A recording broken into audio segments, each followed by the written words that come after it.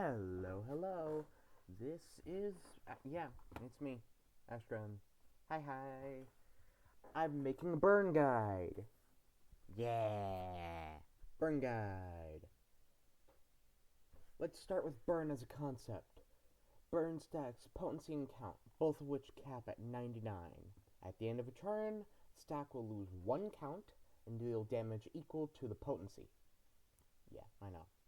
Because of this, burn is a very slow status in concept, and doesn't deal much damage. Very easily, at least.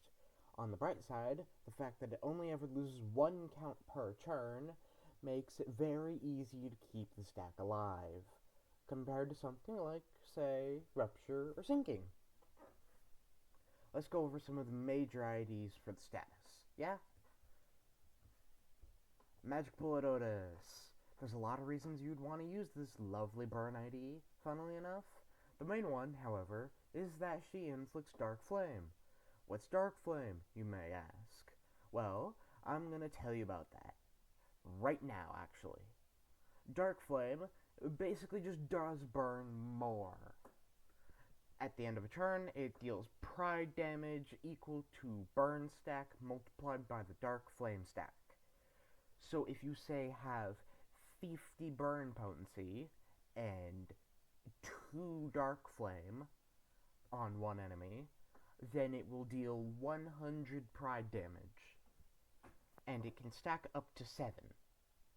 There is an E.G.O skill for Magic Bullet Otis that will increase how much dark flame she can inflict in a single turn, as well as giving her a faster ramp up to that 7 dark flame. However, this E.G.O and identity are Walpurgis Noctis exclusive. Unfortunately, Otis doesn't really have much of another ID for burn outside of Walpurgis. That might change, that might not. Oh well, I can't go over an ID that doesn't exist yet. I'm sorry. Anyway, next up, Firefist Gregor. Now this man will carry the burn stack on his shoulders and then some. His main draw is inflicting a lot of burn. His rolls are also pretty decent. I checked his S1 rolls at 15, which is meh. His S2 rolls at 20, and his S3 rolls 26. Then again, he also inflicts a lot of burn. All of his skills inflict at least 2 count, as well as at least 2 potency, except for his counter, which inflicts 1 potency. However, this counter is a clashable counter that rolls a 16 without conditions. He's got fairly good damage conditionals to increase his raw damage, but again, the main reason he's used is to inflict a lot of burn. Now, Hornet Marceau and company. Hornet Marceau's is currently the backbone of Burn Team's damage. All of his coins inflict at least 2 spore, which give 1 burn count at the end of a turn for every 5 stacks of it, and it can stack up to 15, which is like a 3 burn count every turn. Either way, that results in a lot of burn count. He inflicts a fairly decent amount of burn potency as well as some bonus bleed, but again, that's not his main draw. His main 2 things are that he has AoE on skill 1 and skill 2, and that his skill 3 detonates burn once for 1.5x damage, if the spore stack is at 15 on a given target. It's a little conditional, but again, that's like a lot of damage for burn. In all, Hornet Marceau is great at dishing out damage and burn, even in AoE content. Wait, why is Thumbcell here? Well, Hornet Marceau actually has a contender for his spot. This is for 2 reasons. The first being that he's a Walpurgis Noctis identity exclusive, so not everybody has him. The second, however, is that Thumbsalt has a lot of things Hornet Marceau doesn't have. The first being that his skills inflict an absurd amount of burn. A minimum of 4 burn potency. The second is that he has a lot more damage conditionals. This man can deal a lot of damage. The third and final one is that he has Tremor Scorch, which allows you to play with a Burn Tremor hybrid team. If you don't have Hornet Merceau, or just don't want to use him, try using a Thumb Merceau instead. Anyway, next up, Ardor Blossom Starfaust. This is Ardor Blossom Starfaust, or ABS. She likes to blow up. However, for the time she's alive, she can provide a fairly large amount of benefit for your team. The first benefit is that she has a reasonably high amount of burn potency, even without some other bonuses that we will get into later. She still has a lot of burn potency. Next up, she has when she decides to blow up, she can hit a grand total of 5 attack weight on a nuke and kill a lot of enemies. The third benefit is that when she does blow up, she'll inflict a decent amount of burn potency to the enemies, so her death won't be in vain. The last benefit is even the main part is the main reason she's even on this list. So her Ardor Blossom Star E.G.O skill, it allows her to ramp up much faster. She does self-burn, by the way. It allows her to ramp up much faster, as well as inflict more burn to a large group of enemies. The passive allows her to inflict more burn, and allows her to deny death when she blows up once. And, well, she inflicts what's essentially burn death right. Next up, Dawnclair. This guy refuses to leave the goddamn team. We have 4 burn options for him, and he's still the best one. Anyway, I'll talk about him. Dawnclair rolls mid. He's old and has almost no conditionals. His skill 1 rolls a 10. That's not good. He will not roll very well, and it demands a lot of SP feeding. In return for this, though, he applies a fairly high amount of burn potency, has AoE on his S2, and deals a pretty good amount of damage on his S3. Also, well, his skill 2 inflicts like 6 burn count and 3 burn potency in AoE, so that's pretty good. Now, well, that's all the major IDs, so let's go over the burn-related status effects. Yeah? Dark Flame! We've already talked about Dark Flame, but it deals pride damage at the end of the turn based on both the stack, burn stack, and its own stack, effectively just making burn proc more times in one turn, and it doesn't lose burn count as a bonus. Now, because Dark Flame's damage is pride damage, it may not work as well against some enemies because they're pride resistant. However, the inverse is also true, because some enemies are up to 2 times weak to pride damage, allowing Dark Flame to deal a lot of damage. Like, I'd say about almost 1,500 damage. Next up, Tremor Scorch. Now, you might be asking, why is Tremor in a burn video? And that's a very good question. Tremor Scorch is the burn Tremor hybrid flavor of Tremor. When Tremor is bursted, it'll deal wrath damage equal to Tremor stack plus burn stack, then divides that by 2. So basically, if you say have 50 Tremor and 50 burn, then it will deal 50 wrath damage. But if you have 50 Tremor and 0 burn, it'll deal 25 wrath damage.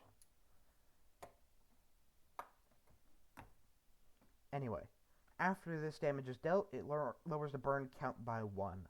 Basically, this is your way to make burn trigger a lot of times per turn, if you're willing to diverge into a burn Tremor team.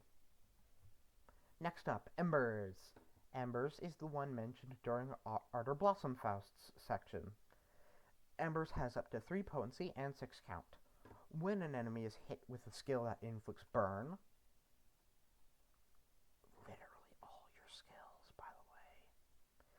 Then they lose 1 count of embers.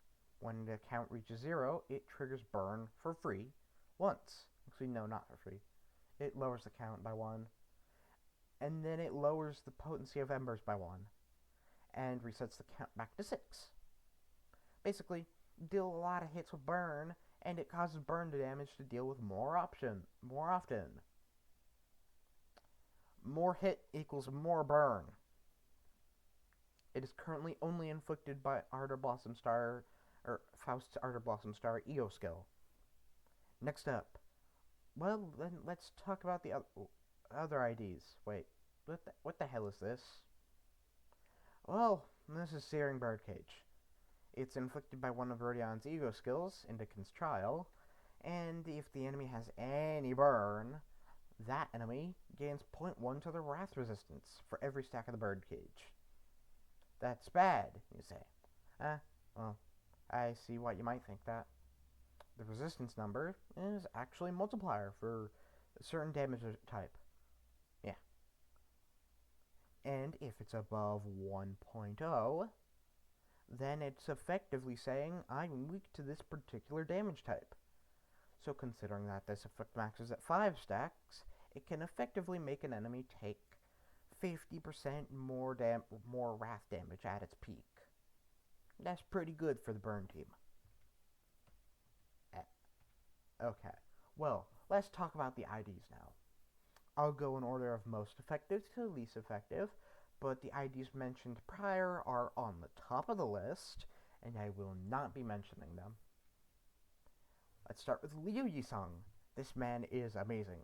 He heals 10 SP minimum every turn, as long as you've got 4 Wrath resources, which is, sorry about that. Anyway, it's pretty good, pretty easy to get 4 Wrath resources, considering that Wrath is Burn's main sin affinity.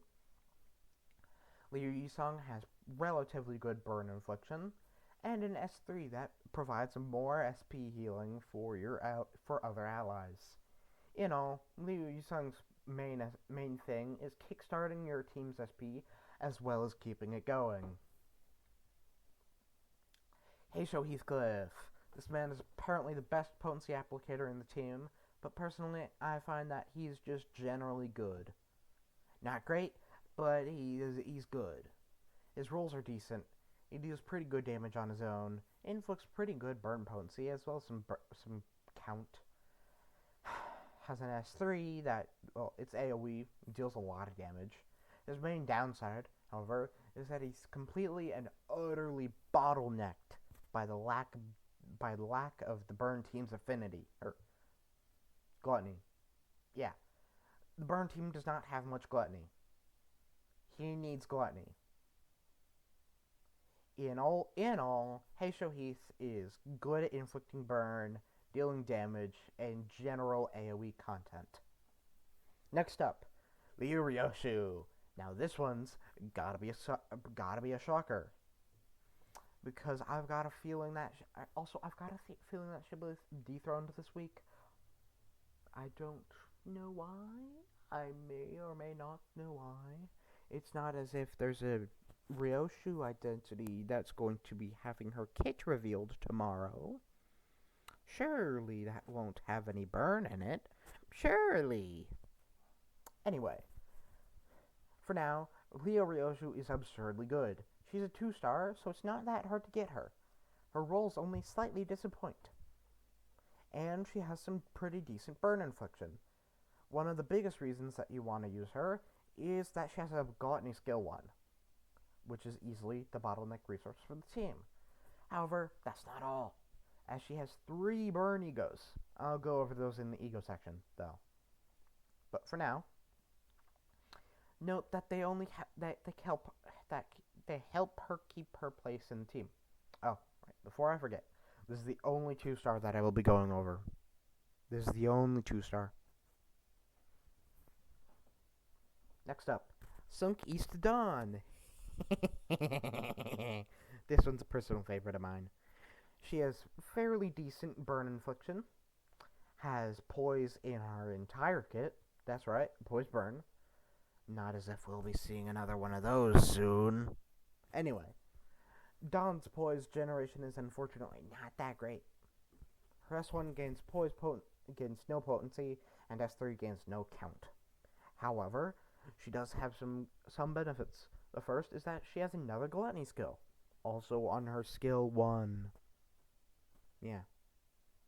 Anyway, the next benefit is that she is a surprisingly consistent clasher, which can always be very useful.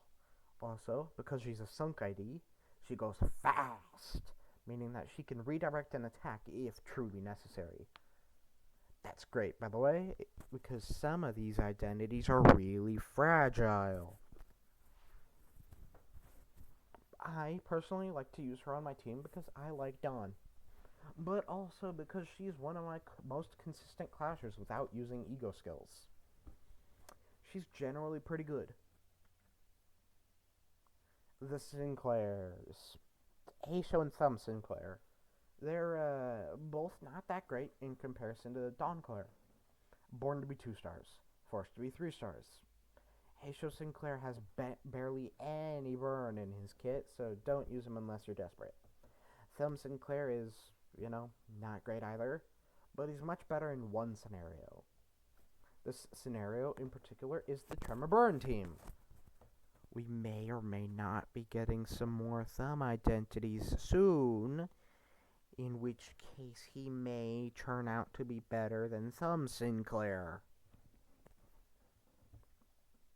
Anyway, he barely inflicts any burn. He inflicts a lot of tremor, so he's good at carrying that end of the team if you want one of those.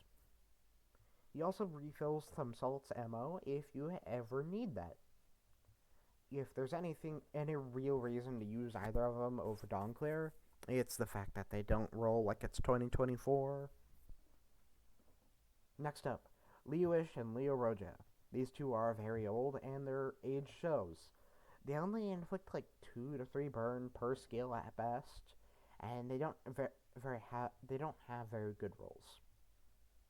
They roll like 20 at best. That's not great. They do, however, have a fairly high amount of count on their skill 2s in particular. They're alright, but I wouldn't suggest running them in the core team unless you need to fill some slots. Next up, Lampgregor. I don't like him. He doesn't have the most burn infliction. His rolls are, pretty much the same as Firefist Gregor's. And the most benefits he provides is some sinking and 10% more damage for the whole team every now and then. It's not very consistent. I don't like him, and Firefist is just kind of better. If you don't have Firefist, though, go ahead and use Lampgregor. Next up is E.G.O! Yeah, the new guy. He inflicts burn for some reason. And if and when we get Middle Otis, he might be way better. But for now, he's kind of niche. You can run an Envy Burn team in a hypothetical scenario. It's not going to be great, but it can be done. The bright side, however, is that he inflicts a pretty good amount of burn. He doesn't really disappoint, honestly. He also rolls, pretty well. His main thing in the team is just how much he inflicts burn right now.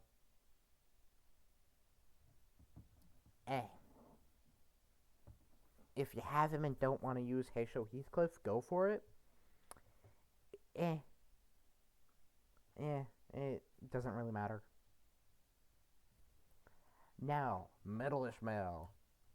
Her skills inflict a fairly decent amount of burn, if a condition is met, and she rolls way better than Liu Ishmael. The downside, however, is that she needs 3 Envy Resonance every turn, or basically every turn, to even inflict burn. So when we get Middle Otis, Middle Ishmael, and Heathcarta will be much more usable in the burn team, because they'll be able to hit the Envy Res more often. You could also put Queen of Hatred Dawn in the team for some more Envy Resonance, but I'm not going to do that personally. Well, that's all the IDs I'll be mentioning. If I didn't mention a particular ID you like, they either barely inflict burn or are just bad for the team. Anyway, on to the E.G.Os. Art of Blossom Starfaust. She inflicts a fairly alright amount of burn. Allows Faust's burn ID to inflict way more burn potency.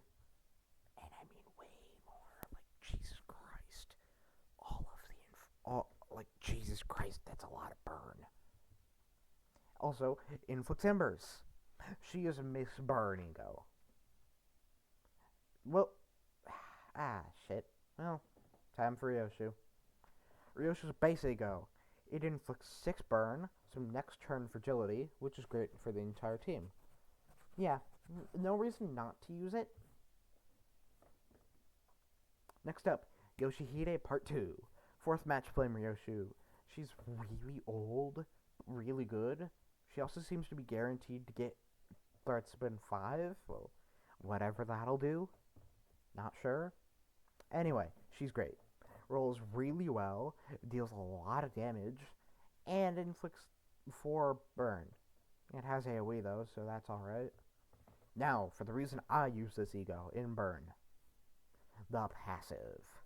Every fourth skill from Ryoshu will gain 4 final power for the entire skill, as well as inflicting 4 burn on all of its hits.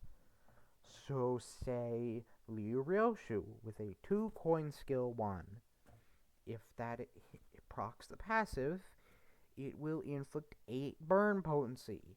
Though, since it inflicts 2 already, that's 10 burn potency. If the skill 3 does it, that's 16 burn potency. Anyway, next up. It makes Ryoshu inflict a lot of burn potency. Next up is Ryoshu again! Ryoshu's Miss Burn. Anyway, this is Ryoshu's Battle Pass file of E.G.O. It doesn't... yeah, sorry.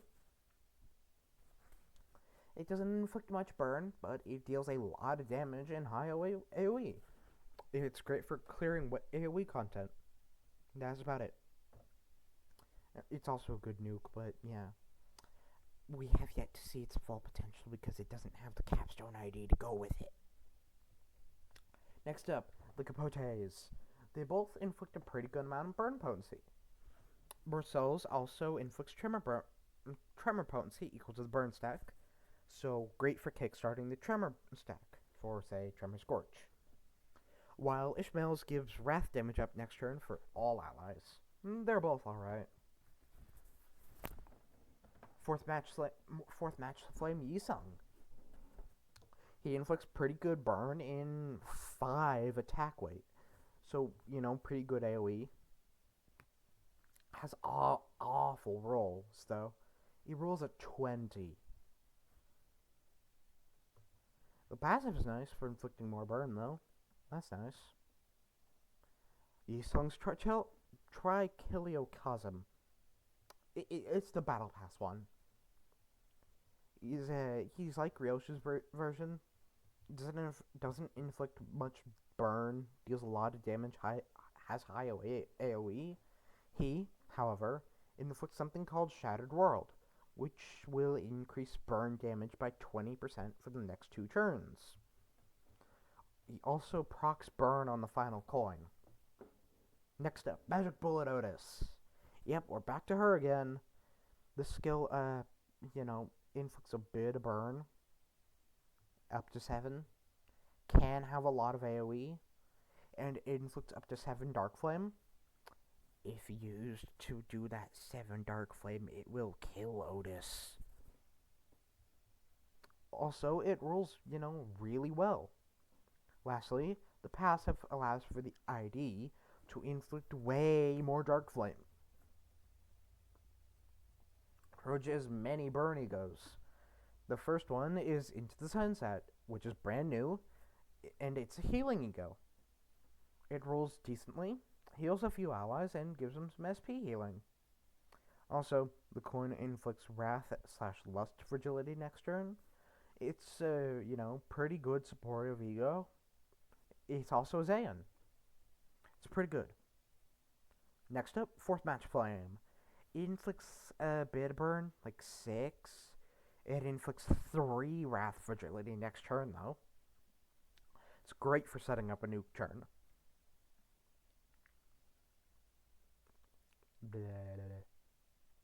Indign's Trial. Here we are.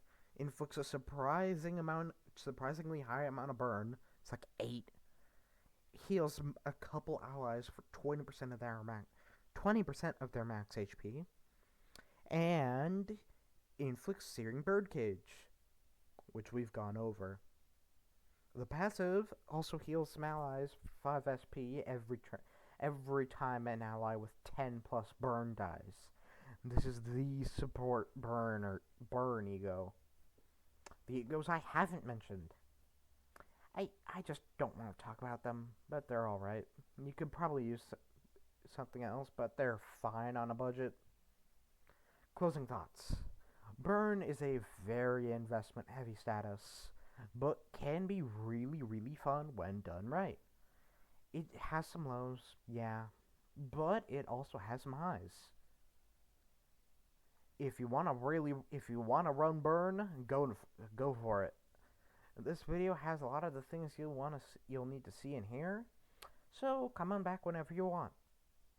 I have a feeling that this will be outdated soon, so oh well. Anyway, thanks for watching. Bye bye.